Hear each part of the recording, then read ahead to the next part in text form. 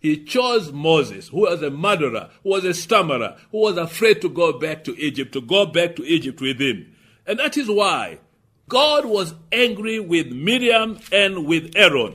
In verse 9, the anger of the Lord burned against them. He left them. The anger of the Lord on a people, that is already judgment. The anger of the Lord burnt against Miriam and Aaron. God rebuked them. God rebuked them because we look at verse 7. These are his words. He said, Moses is my servant. He is faithful in all my house. Moses, my servant, is faithful. His life, his behavior, his work, he has conducted himself faithfully. And not only that, look at verse 8. To Moses I speak face to face. To other prophets it will be dreams and revelations and riddles. But to Moses I speak face to face. He was angry and said, now Aaron and Miriam, why couldn't you be afraid to speak against my servant? He is my servant. He is the one I have chosen. And he is humble before me. And you listen, Jesus said these words. Whoever exalts himself will be humbled. Whoever humbles himself will be exalted. And that is why judgment came upon Miriam immediately. And that judgment in verse 10, look at verse 10. When the cloud lifted from above the tent, there stood Miriam leprous like snow, struck with leprosy. I will tell you something about leprosy in the camp of the Israelites, in the place among the Jews. When you are a leper, you are unclean and you are not allowed to be with anybody. You are taken outside the camp, outside the village, and you are out there, even in Jesus' days. I think you will remember when there were 10 lepers who called from a distance and asking for mercy for Jesus to heal them. And then he said, go show yourself to the priest. And as they were going, they were cleansed, they were clean, and they ran away, 9 of them. But one came back to give thanks to the Lord God, to Jesus Christ. Now, listen to these words. Leprosy made you unsocial. Leprosy took you away from your family. And when you are struck with leprosy, like Miriam is struck with leprosy, it's one of the biggest judgment anybody can go through. And here she was, and she was as white as snow. Now, we are Africans, our bodies will never be as white as snow. She is a Mzungu, so our body could be the way it is. And then Moses, having even seen this, heard the cry of his brother Aaron in verse 11. He said to Moses, please, my Lord, do not hold against us the sin we have so foolishly committed. We have done wrong. We have spoken foolishly against you. We have despised you. Don't hold it against us. Please, my Lord. Now listen to how he's addressing his younger brother. Please, my Lord, don't hold this against us. And then this is amazing. For me, I find this is so moving. Moses knew that the only way to get Miriam back to normal and health is to cry to the Lord. And he did. In verse 13, so Moses cried out to the Lord. He said, oh God, please heal her.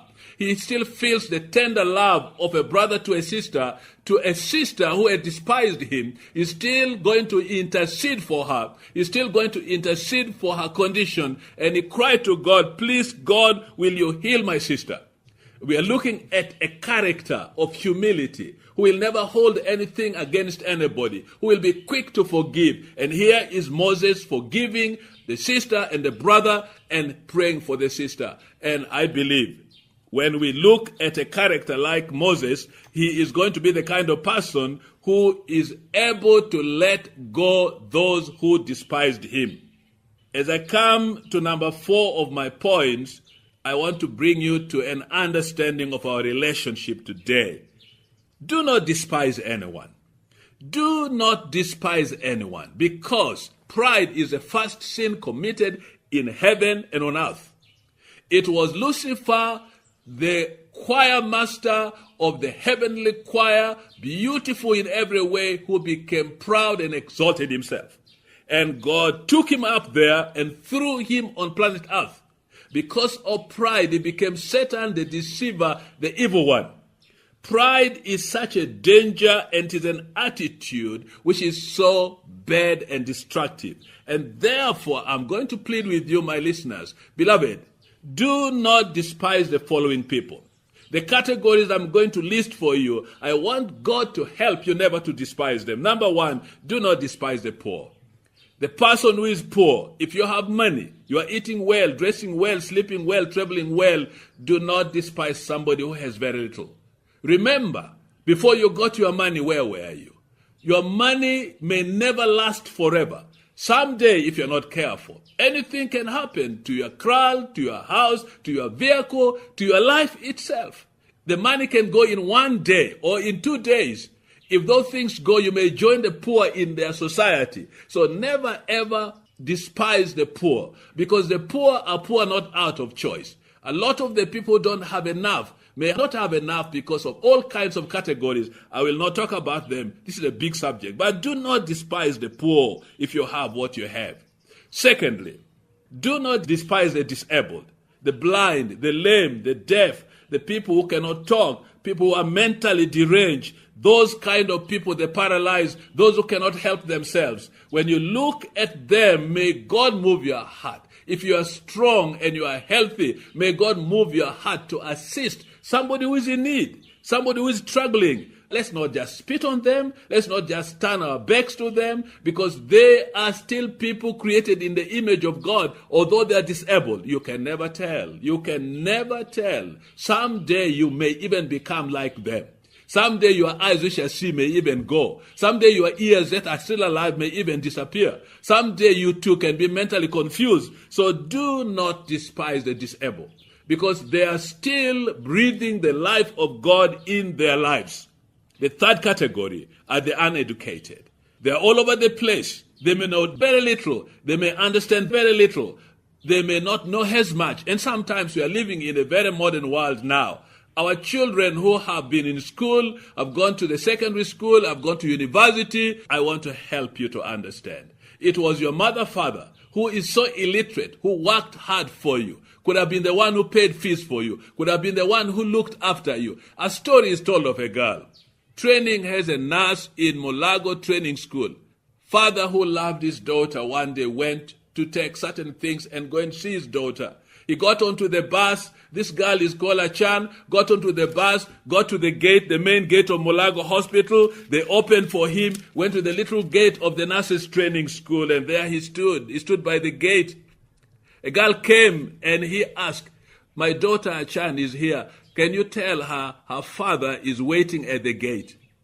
The young woman went back to see Achan. In the meantime, up there on a storied part, she looked through and saw at the gate a man whom she recognized. That is her father, with a kavera in his hand. And she would not look at him anymore. When the messenger arrived and said, "Achan, your dad, somebody out there is calling for you." She did not, of course, know that that was her dad. "Somebody out there is calling for you." Achan said to the girl, "Tell him I'm not around." She ignored her father. She pretended she did not know her father. "Tell him I'm not around." The messenger went back, finding the man standing. She's sweating. He is longing to see his daughter, but he couldn't. What is happening here? The father doesn't know how to read and write. The father doesn't know English very well. The father doesn't know anything. But now she's a nurse trainee. She knows. She is smart. Everything is different.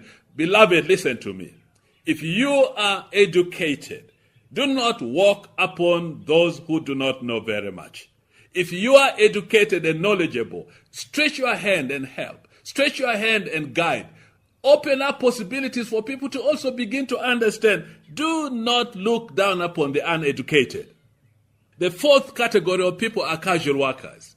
Those who work from hand to mouth every day. They go out there, they do the work, they're pushing wheelbarrow, they're digging your gardens, whatever they're doing, they're earning their daily wages to look after their family. And often many people to whom they work, many people to whom they go will not pay them. They'll make them work and not pay them. They despise them. Come tomorrow, they come. They can't give them the money. Come again tomorrow. You are making this child of God, created in the image of God, suffer as if he did not do service for you. It is so sad that this happens among people today, and we look down upon such a people. Those are people just like you are. The fifth category is a beggar. Somebody who sits there with a bowl, possibly is blind, and is begging for his daily bread, and you look down upon him, giving him torn notes, or giving him a coin, or giving him a rotten orange, or a rotten mango, or a rotten something, because he is a beggar. My dear beloved, each one of us are beggars. We brought nothing into the world. I already told you through the word, and we'll take nothing out of the world. That person who is begging, you never may tell, could be an angel of God seated there. That person is created in the image of God. Do not look down upon him. Do not despise him.